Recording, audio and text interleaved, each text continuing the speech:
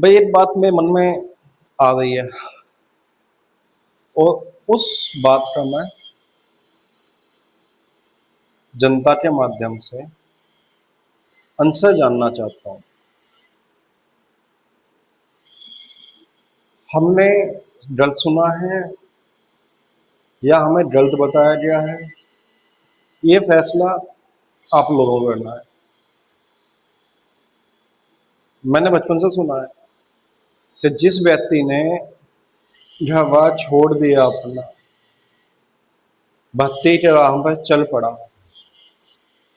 सन्यासी जीवन जीने की उन्होंने प्रेरणा ली और कुछ समय बाद उन्हें गद्दियां भी मिली हैं, किसी मठ की, किसी अखाड़े की, किसी मंदिर की। यहाँ तक मैं समझ में आ गया कि सन्यासी जीवन में ये चीजें उनके लिए जरूरी है। पर मैंने कई ऐसे व्यक्ति देखे हैं जिनके अंदर इससे ज्यादा महत्वाकांक्षाएं हैं। उन्होंने इस पद पर आने के बाद में अपनी महत्वाकांक्षाओं को और ज्यादा बड़ा किया है और ज्यादा फैलाया है। अब उन्होंने अपनी महत्वाकांक्षाओं को पूरा करने के लिए सन्यासी जीवन से छुटकारा पाने के लिए राजनीतिक रास्ता अपनाया है। और जब उन्होंने राजनीतिक रास्ता अपना लिया है तो फिर क्या वो व्यक्ति सन्यासी रह गए या महात्मा रह गए? वो नहीं। जो व्यक्ति भगवान की आस्था में अपना मन नहीं लगा पाया और सन्यास के रास्ते को छोड़कर राजनीतिक रास्ता जिन्होंने अपना लिया, राजतंत्र का रास्ता जिन्होंने अपना लिया, वो सन्यासी नहीं रहते। क्योंकि सन्यास का मतलब है हर प्रकार के लोभ लालच, शारीरिक जरूरतें अपनी त्याग करना। पर वो तो अपनी महत्वाकांक्षाओं का भी त्याग नहीं कर पाई। और जो व्यक्ति अपनी महत्वाकांक्षाओं का त्याग नहीं कर सकते, वो सन्यासी या संत कैसे हो सकते हैं?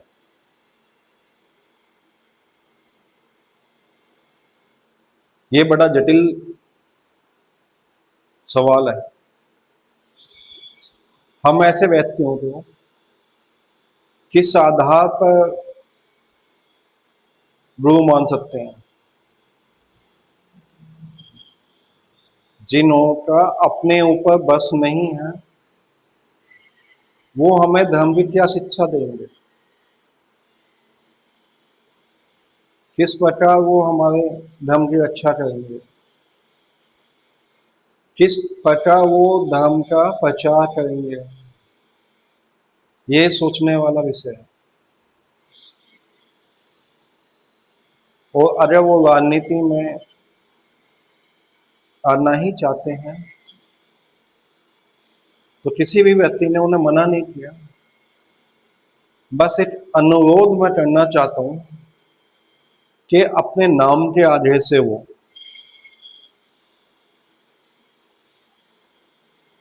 सन्यासी शब्द हटा लें। सन्यासी में कई शब्द आ जाते हैं, जैसे महात्मा, आचार्य, योगी, संत। इन नामों को बचाएं। जो उनका असली नाम है वो नाम अपना लिखें, हमें कोई आपत्ति नहीं है। आप सन्यासी से ग्रस्त होना चाहते हो, आप हो जाइए, हमें इसमें कोई आपत्ति नहीं है। जिन मठों को आपने आज भी कब्जा कर रखा है, जिन मंदिरों को आपने आज भी कब्जा कर रखा है, जिन अखाड़ों को आपने आज भी कब्जा कर रखा है, उन्हें छोड़ दीजिए।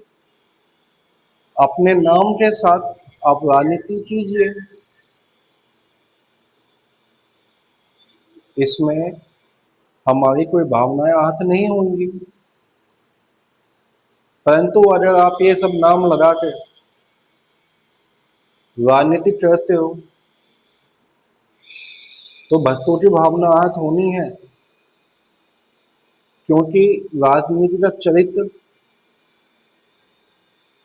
और संत का चरित्र दोनों में जमीन आसमान का अंतर है।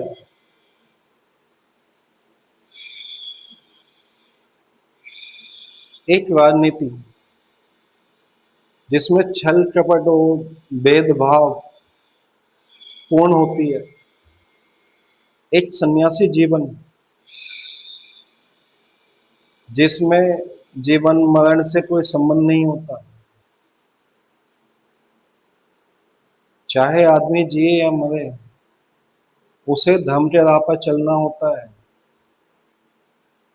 सन्यासी जीवन इतना कठिन है जिसे एक आम इंसान जीने की कल्पना नहीं कर सकता, और राजनीतिक जीवन ऐसा है जिसे हर व्यक्ति जीना चाहता है। तो इस जिंदगी में आप हमारे सन्यासियों का नाम बदनाम मत करो, जिन्होंने भारतवर्ष के लिए यूरो तक तपस्या की है, अपने प्राणों की आहुतियां दी हैं।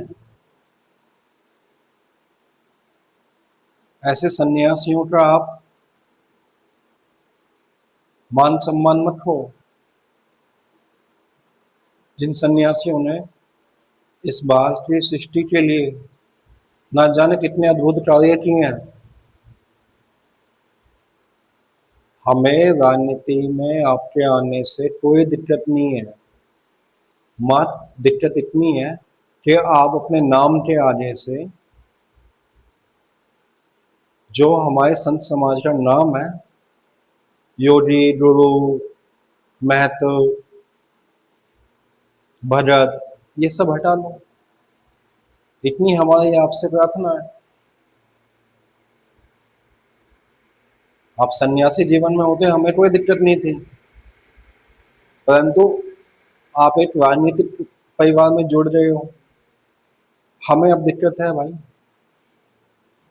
और मैं जनता से भी यही कहना चाहता हूँ, जो व्यक्ति राजनीति में आ जाए,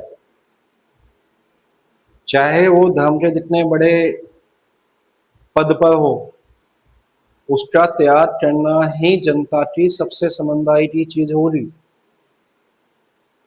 क्योंकि जिनका आस्था में विश्वास नहीं, ऐसे पाखंडियों से हमें नफरत है। एक तरफ वो हमें ज्ञान देंगे आस्था का, दूसरी तरफ हमारा शोषण करेंगे राजनीतिक से। ऐसे व्यक्ति कभी भी किसी भी समाज को, किसी भी संत को, इस संपूर्ण भारत को जीवन में अपने अच्छा मार्गदर्शन नहीं दे सकते। तो मेरी गुजारिश है ऐसे व्यक्तियों से जो राजनीति में है और हमारे संतों का नाम यूज करते हैं कि कृपया करके आप राजनीति कीजिए, पर हमारे संत समाज को लाछन ना लगवाए। क्योंकि राजनीति में तो भैया गाली भी मिलती है बहुत जनों को, उल्टा सीधा भी बोला जाता है, परंतु संत समाज को कोई उल्टा सीधा नहीं बोल सकता। एक आम इंसान में इतनी हिम्मत नहीं होती कि संत समाज के लिए वो दो शब्द बोल दे उल्टे सीधे। पर राजनीतिकों के लिए तो हजारों गालियां मैंने सुनी है, चाहे वो राजनीतिक जितना मर्जी अच्छा हो, जितना भी अच्छा राजनेता हो, उसे गालियां जनता देती है। पर कोई भी भगत कभी किसी संत को गाली नहीं देता।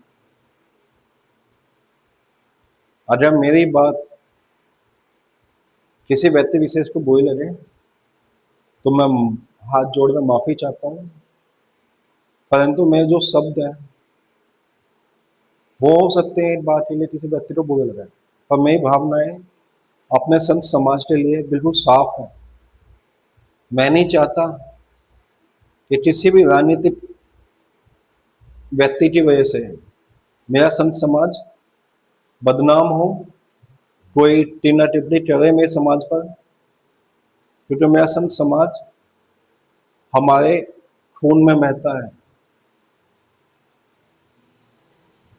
और ऐसे समाज के लिए कोई राजनीतिक दल या राजनीतिक कार्यकर्ता अपशब्द कहे,